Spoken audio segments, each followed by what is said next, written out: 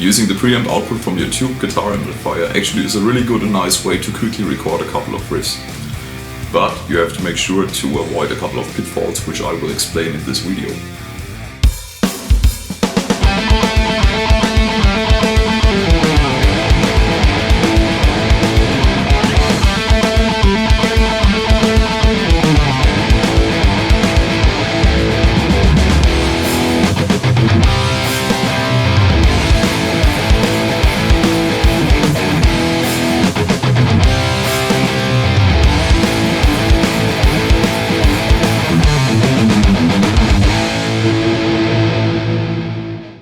So welcome fellow guitar nerds, this is another video on my Happy Guitar channel, and I want to show you how to properly record your preamp signal while maintaining the best possible tone. Let me just quickly demonstrate the difference between the preamp signal and a properly recorded guitar amplifier, and then afterwards I will explain to you what was the problem and how I got it fixed.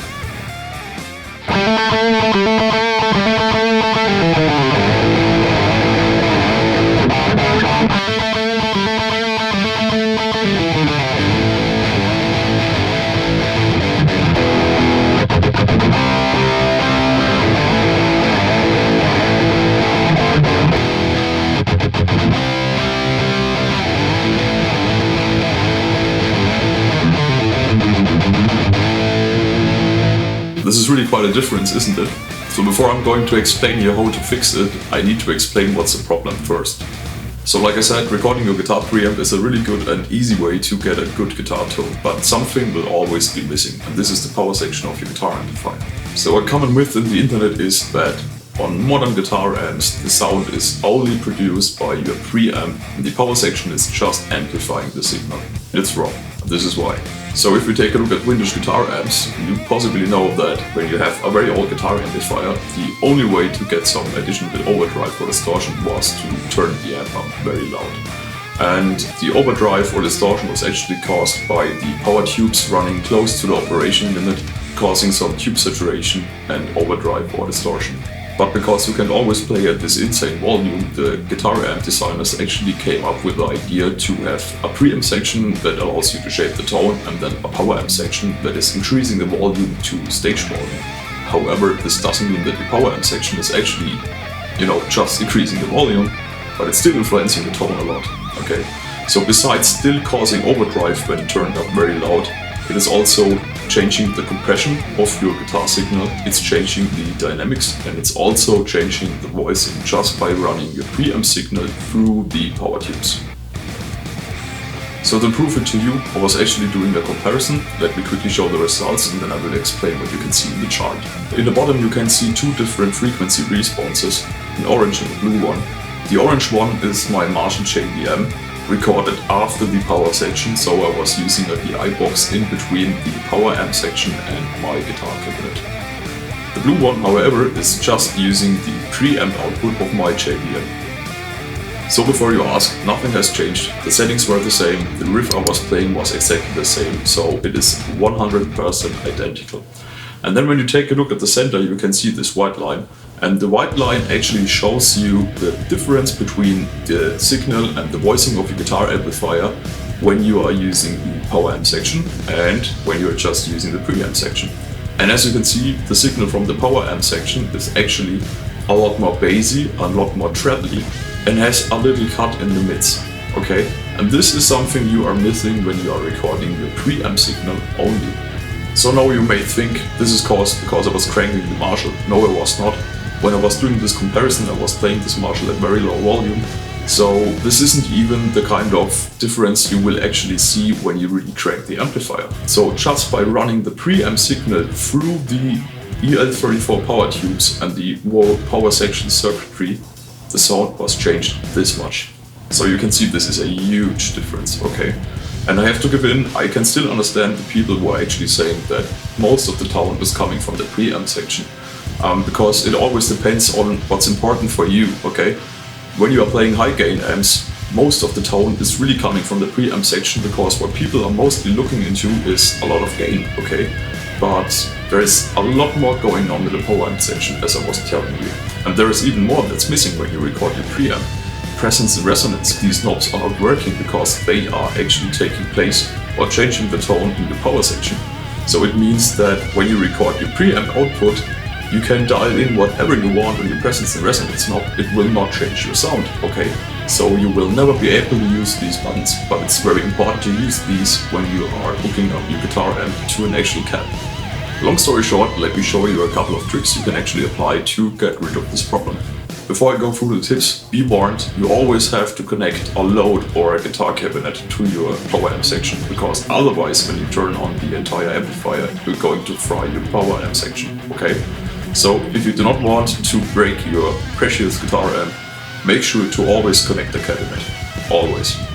Solution number 1, use an additional power amp simulation like the Ignite TPA1. So this is a free VST plugin to actually simulate your power amp section. And what's really cool with this one is you can just load it into your DAW before you actually apply your IRs. And it gives you an additional volume control as well as a presence and a resonance knob. So even though you can use the real presence and resonance knob in the guitar amplifier, you can still use this plugin to tweak the tone. So it's really changing your tone a little bit, and it also preserves a little bit of this depth you were actually hearing on the proper recording with the power amp section. This is the difference you can expect. Take a listen.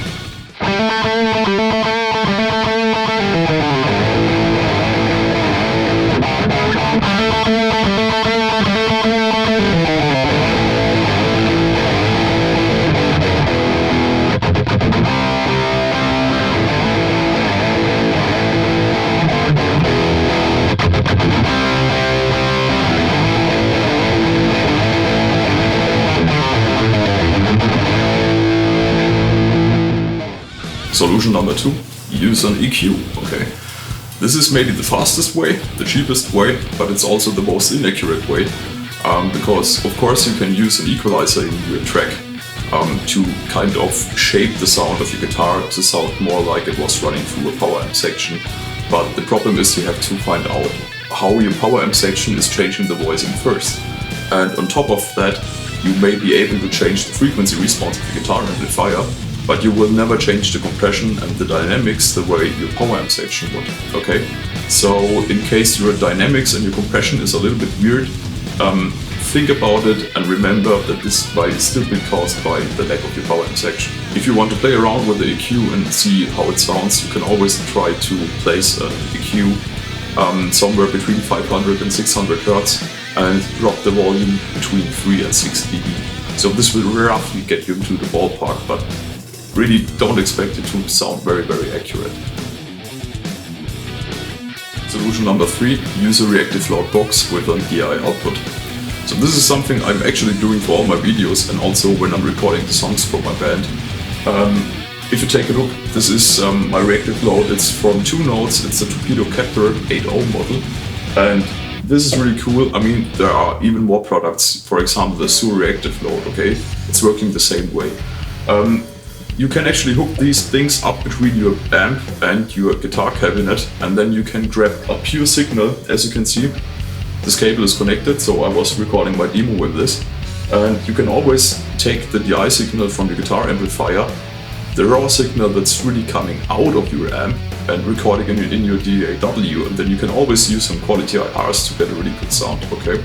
This is the most accurate way you can actually record your guitar amp silently. Yeah, because everything you record is 100% the signal that's coming out of your guitar amp. So you are recording the exact same signal your amplifier would also send to your guitar cabinet. And instead of running it through your guitar cab, you can record it into a DAW. And then of course use some quality IRs and you get a really, really good sound with this. And maybe some of you actually know how these load boxes work, and yes, they do change the amp sound a little bit, okay? Reactive load boxes are actually way better than static loads, but reactive loads still have a little bit of an impact because they will not always be 100% the same as your particular guitar cabinet, okay? But I do not really want to go into detail about the technical aspects of reactive loads, but let me tell you something which is really, really cool, to be honest. Actually, when you connect your guitar cabinet to these devices, okay, the internal load will be disengaged, which means that the guitar amplifier will respond 100% the same as if it was connected to a real guitar cabinet, because it is actually connected to a real guitar cab, okay? And you can still record the EI signal of your guitar amplifier, which means you have 100% the exact same signal the guitar amp is also sending to your guitar cab. So when you use quality IRs, you can really be sure that the sound you are hearing in your speakers is the exact same sound you would actually hear when you were playing the guitar amp through this particular speaker and microphone setup, okay? So this is really cool. Unfortunately, this is not free anymore, but this is a really good solution if you want a very good and accurate tone at your home at quite a volumes, okay? So this is my personal favorite. And this is solution number 4, using an hardware IR loader, okay? This is another 2 Notes product. This is the Cap M Plus. And this is something I mainly use for playing live, because you can hook this up in between your amp and your cabinet, and then you have this very nice DI output you can directly send to the front of house. Of course, you can also use these devices to record your guitar amplifier in your DAW at home, but the only problem, it's not really a problem, but the only reason I do not like to do it this way is when you are in the mixing process and you think, yeah, well, something is missing in your guitar sound, by using the load boxes, you can always change the IR afterwards, whereas when you record this one, the IR has been applied to the signal already, which means that when you want to change the IR, you have to record all your riffs again, okay? And this is the reason why I actually stick with this one for recording my YouTube videos and my songs at home. And this device has a lot more nice features, but one of them, which is important for this particular video and topic, is that there is an inbuilt power amp simulation, which is really good. This means you can use the preamp output of your guitar amplifier and directly connect it to this device and enable the inbuilt power amp simulation. And what's really cool is it doesn't just sound fantastic, but you can change all the parameters and you can also change the tubes, so you can switch between EL34, 6L6 and a lot more different power tubes, okay? So when you want to experiment with the tone, this is really good. And the latency from this device is almost 0. So when you play through it, you know, there is like absolutely no delay when you want to record a couple of songs. And this is very important because obviously when you want to play tight, and especially when you record your own songs at home, you want to be able to play as good as possible. And this simply just works if you have a very low latency, okay? So this is the 4th tip. You can also use one of those. It's really good, but the downside again is, of course, you have to buy it first, okay? So while the first 2 solutions are actually free, the last 2 ones are the most accurate ways to get a really good guitar tone. And yeah, unluckily you have to pay it, but you get a really good sound going this way. So let's summarize what I've told you in this video so far. So first, what's very important to know is that the power section of your guitar amplifier is always changing your tone. And it's not just adding additional distortion or overdrive to your sound, but it's changing the compression, the entire dynamics and the voicing of your guitar tone that's coming out of your speakers, okay? So this is actually quite a lot. The second point I want to mention is that recording your preamp isn't necessarily bad, okay? So if your preamp sound is good, you do not need a specific simulation for your power output section, okay? So if your mix sounds good, or if you're happy with the sound, you do not really have to spend some extra money, or you don't really have to buy some kind of plugins to fix this. But in case you think your sound is missing something and you can't really figure out what it is, just keep in mind that it might be the lack of your power section, okay? And I really hope with this video you are actually able to fix this. And when you actually want to pay some money, you can actually always get some reactive load boxes, because there are like very good and pricey products from 2 Notes or Sur. They are having really good reactive load boxes with a DI output. Of course you have to pay a little bit of money, but this is obviously the most accurate way to do some silent recording and catching the real tone of your tube guitar head, even in a silent environment, for example, like in a flat or an apartment like I'm living in, okay? So I have a lot of neighbors, it's very hard to crank the tube amp, and this is a really good solution to get a really good guitar tone without driving the neighbors mad. And last but not least, you can always try to get some hardware IR loaders. because these are also allowing you to add IRs, and many of them also have a power amp simulation which you can use for your recordings, okay? One last topic before I'm switching off this camera. In case you actually like and enjoy my videos and you want to show some love and support to my guitar channel, you can always hit the like button, leave a comment and subscribe to this channel. By the way, if you have specific video ideas or you want me to cover a specific topic, just let me know in the comment section below and I will see what I can do for you, okay? So thank you so much for joining in this time and see you next time. Bye.